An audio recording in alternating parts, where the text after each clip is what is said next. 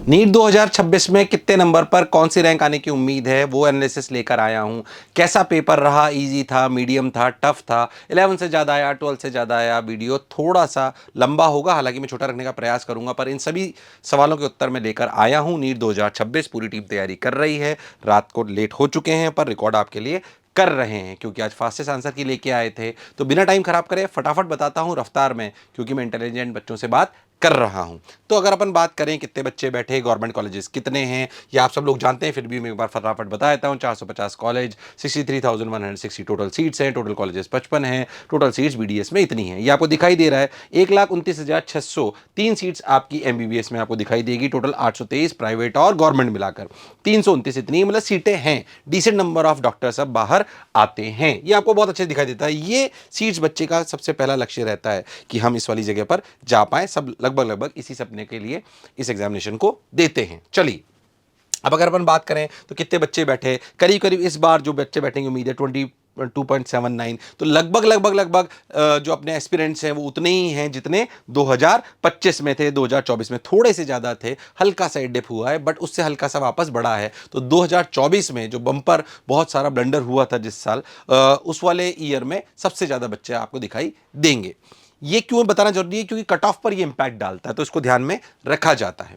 अच्छा, बात करते हैं फिजिक्स की एनालिसिस। फटाफट मैं आपको बताता हूं। ये आपको टॉपिक्स दिखाई दे रहे हैं। ये पीडीएफ जो बच्चे उनके लिए भी काम का है, जो बच्चे 2027 में देने वाले हैं, या हो सकता है अभी 12th के साथ दिया हो, दोबारा देंगे, तो इस एनालिसिस को पूरा का पूरा डाउनलोड करके रख लें। पूरी पीपीटी हम आपको डाउनलोडेबल फॉर्म में रखेंगे। हर बार की होती है, ताकि आपको समझ में आए किन किन चैप्टर से सवाल ज्यादा आता है। देखो, इलेक्ट्रोडायनेमिक्स हमेशा बोलते हैं बहुत इंपॉर्टेंट है। इलेक्ट्रोडायनेमिक्स 11 सवाल आपको दिखाई दे रहे हैं, बहुत इंपॉर्टेंट। अच्छा, इजी 11, 2 मीडियम, कुल मिला के 13 सवाल। ये अपने आप में नंबर बहुत इंपॉर्टेंट है। 7 आपको मैकेनिक्स से दिखाई देंगे, और बहुत इजी सवाल ये आया करते थे। हालांकि सभी चैप्टर से इन्होंने बैलेंस करने का प्रयास करा है।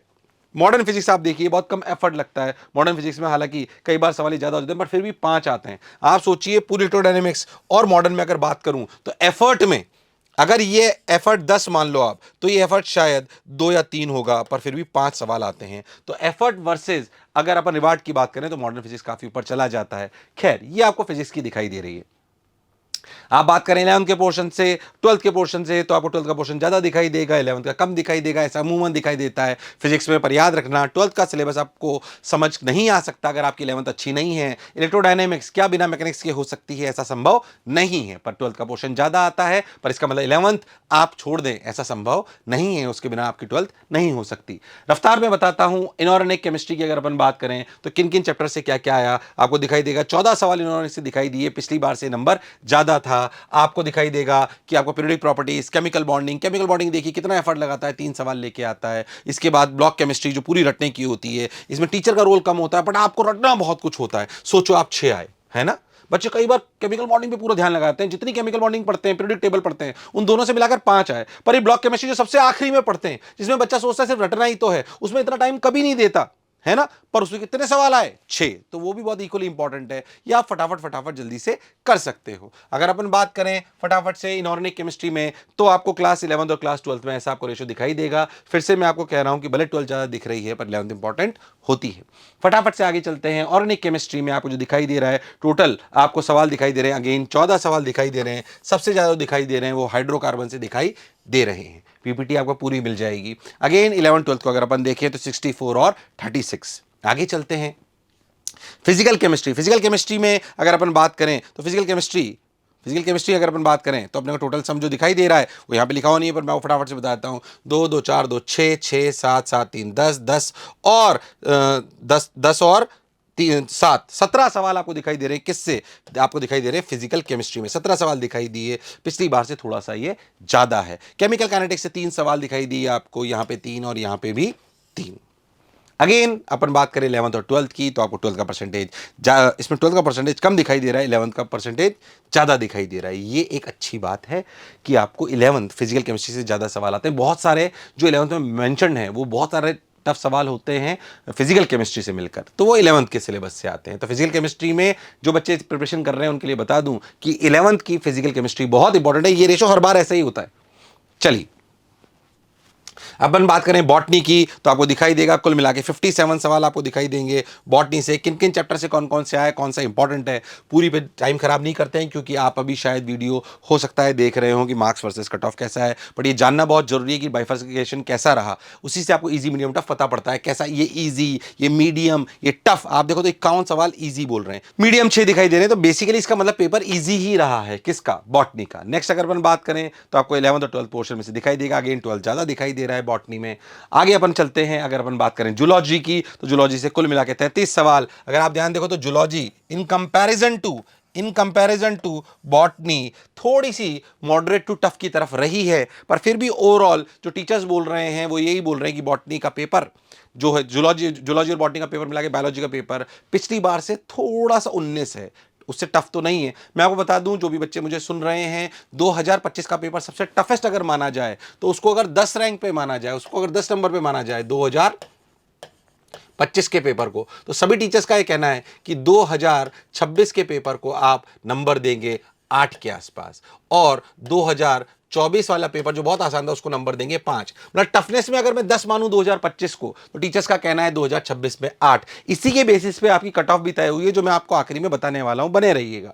चलिए आगे चलते हैं। अगर अपन बात करें तो यही अगेन 12th और 11th का पोर्शन आपको दिखाई दे रहा है। जूलॉजी में अगेन 11th से बहुत ज्यादा आपको दिखाई दे रही है, यानी कि 11th की जूलॉजी बहुत इंपॉर्टेंट है। अपने जूलॉजी कर ली, बॉटनी कर ली, अपने फिजिक्स कर ली, केमिस्ट्री कर ली। सबसे इंपॉर्टेंट बात कि किस नंबर पे क्या क्या होगा, जैसा मैंने बताया, वापस आपको समझाना चाहता हूं। इस बात पे आने से पहले वापस बात को रिपीट करता हूं कि 2025 के पेपर को अगर अपन टफेस्ट मान लें तो उसको अगर 10 नंबर दिए जाएं, तो टीचर्स के हिसाब से 2026 के पेपर को 8 नंबर दिए जाएंगे टफनेस लेवल पे। किस पे? टफनेस लेवल पे। उसी के बेसिस पे 2-3 क्राइटेरिया लगाए गए, और 2024 के पेपर को टीचर्स का कहना है और सभी का कहना है कि 5, हमारी जो पूरी टीम कह रही है वो है कि 5 नंबर। इस टफनेस के लेवल के मापदंड पे फॉर्मूले लगाए गए मैथ्स के, कितने एक्सपीरियंस उसमें थे, कितने इस बार थे, इस हिसाब से प्रेडिक्ट करा गया कि कितने नंबर पर कितनी रैंक होगी। आज के बाद एक और हम वीडियो बनाएंगे जब मैं आपको बताऊंगा कि कौन कौन सी कैटेगरी में कौन कौन से नंबर पर आप सेफ होंगे। ये कल हमारा वीडियो आएगा और एनालिसिस कर कर। तो जो अभी का पहला अंदाजा है वो ये है, ये अंदाजा 3 दिन बाद फिर चेंज हो सकता है, मैं आपको कह रहा हूं। तो हमारा जो नीट प्रिडिक्टर है, मैं आपको बता दूं, आप अपने नंबर को एग्जैक्ट देखना चाहते हो अगर, तो आपको अपना नंबर डालना है सिर्फ यहाँ पे। आपका जो हमारा पूरा रैंक प्रिडिक्टर है और ये प्रिडिक्टर है, तो अगर आप देखिए, अगर आप इस यहाँ पे नंबर डालेंगे कोई भी, तो आपकी रैंक को दिखाएगा अभी, है ना। 620 डाल दीजिए जनरल में, तो आपको प्रेडिक्ट कर देगा वो रैंक प्रेडिक्ट कर देगा। उसके बाद अच्छा इतनी रैंक आने की आपकी उम्मीद है। उसके बाद फाइंड कॉलेज करोगे तो सारे कॉलेज आपको दिखाने लगेगा, कौन से स्टेट में वो सब आपको दिखाने लगेगा, तो इसे जरूर यूज करना। अभी मैं उसका अंदाजा आपको दे देता हूं, पर ये रैंक प्रेडिक्टर एक बार फिर चेंज करेंगे हम 2-3 दिन बाद, और इसको एक्यूरेट करने के लिए। तो एक बार अभी आप देख सकते हो, सुन सकते हो, 3 दिन बाद फिर इसको और एक्यूरेसी से पूरी दुनिया को समझकर, देखकर, बच्चों के और रिव्यू लेकर, टीचर्स को और समझकर थोड़ा और उसे एक्यूरेट करेंगे। पर एक बार कैसे बनाया गया है वो मैंने आपको लॉजिक समझाया है, वापस उस पर चले जाते हैं। जिन लोगों ने अपनी आंसर की नहीं देखी है, एक बार दिखा दें, आंसर की भी हमारे पास पूरी बनी हुई है। आंसर की जिसने नहीं देखी है फटाफट से अपनी आंसर की पूरी देख लें, पूरी आंसर की बनी हुई है कोड वाइज, उसके solution, text solution, video solution, सब कुछ बना हुआ है, आपको सब कुछ यहाँ पे दिखाई देगा बहुत अच्छे से। तो ये आंसर की तो है ही आपकी, इसके बाद उसके सॉल्यूशन, टेक्स्ट सॉल्यूशन सब कुछ है। तो आपने नहीं देखा है तो उसे जरूर देख लीजिए। वापस मैं आता हूं कौन सी रैंक पे कौन सा नंबर मिलेगा। चलिए वापस अपने उस वाली कहानी पे आते हैं।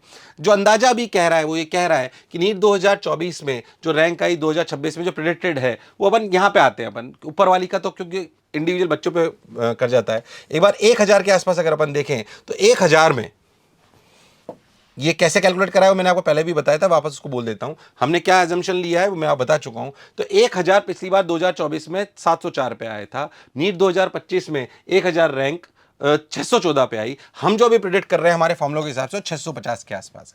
ठीक है, 10,000 को अपन एक बार पकड़ लें थोड़ा बेंचमार्क, तो अपने को समझ में आएगा। 678 पे आई थी, 560 पे आई थी, हम 607 के आसपास प्रेडिक्ट कर रहे हैं। ये 3 दिन बाद फिर हम थोड़ा एक्यूरेट करेंगे। अभी जो मैंने आपको टफनेस लेवल बताया और जो एस्पिरेंट्स है उसको मैप करके पूरा एक मैथ्स का फॉर्मूला लगा के उसको पूरा बनाया गया है। जाहिर सी बात है प्रेडिक्शन ही होता है। अगर अपन बात करें 50,000 रैंक की, तो 628 पे थी, 503 पे थी, हम प्रेडिक्ट कर रहे हैं 553। ये रेंज है पूरी एक आसपास इसके, तो प्रेडिक्टेड है ये इसके आसपास ये रैंक चल रही होगी। ऐसे अगर अपन बात करें तो करीब 1 लाख रैंक जो है वो हम प्रेडिक्ट कर रहे हैं कि 584, 464, 512। आपके एग्जैक्ट नंबर कितने आ रहे हैं वो आप नीट प्रेडिक्टर में डाल सकते हो, और उससे आपको अपनी रैंक और आपको कौन सा कॉलेज मिल सकता है वो अभी अपन ने करा है। फिर से एक बार कह रहा हूं, ये प्राइमरी जो अपना अजम्पशन है वो उसके हिसाब से बन के आ रहा है। अपन एक बार फिर से बनाएंगे कब, 3 दिन बाद थोड़ा और एक्यूरेट करके, तब एक बार फिर से देखिएगा। बट प्राइमरी आपको यहाँ से दिखाई देगा। आपने आंसर की नहीं देखी है तो आप उसे कर सकते हो। जो बच्चे वापस रिपीट करना चाहते हैं उनके लिए शीट बनी हुई है, ये भी आपको पीडीएफ डाउनलोड में दिखाई देगी। स्पेशली मैं उन बच्चों को बुलाना चाहता हूँ जो जे स्टार बैच में आ सकते हैं, जिसमें 100% सिलेक्शन होता है। अभी भी हम उम्मीद कर रहे हैं कि कुछ बच्चों के हमारे 700 के ऊपर आ रहे हैं, वो सब जे स्टार से आते हुए नजर आ रहे हैं। जे स्टार हमारा पूरा सिलेक्ट होता है, फीस हम इसमें नहीं बहुत ज़्यादा लेते हैं। अगर अपन ध्यान से देखें तो बहुत सारे बच्चे फ्री होते हैं आफ्टर स्कॉलरशिप जो है। 100% सिलेक्शन 501 के ऊपर वाले जो बच्चे हैं, ये जे स्टार का पूरा एक बैच अलग से बनता है, इसको आप ज्वाइन कर सकते हो। वापस कहता हूं कि अभी आप अपनी जो रैंक है वो प्रिडिक्ट कर सकते हो नीट कॉलेज प्रिडिक्टर से और नीट रैंक प्रिडिक्टर से, और क्या क्या रैंक है वो आपको दिखाई दे रही है। आज टीम ने बहुत जोरदार काम करा। आप सभी लोगों के भी आशा करता हूं कि एग्ज़ाम बहुत अच्छा गया होगा। मुझे सुनने के लिए बहुत बहुत धन्यवाद, और ईश्वर करे आपके डॉक्टर बनने का सपना बहुत जल्द पूरा हो। Thank you.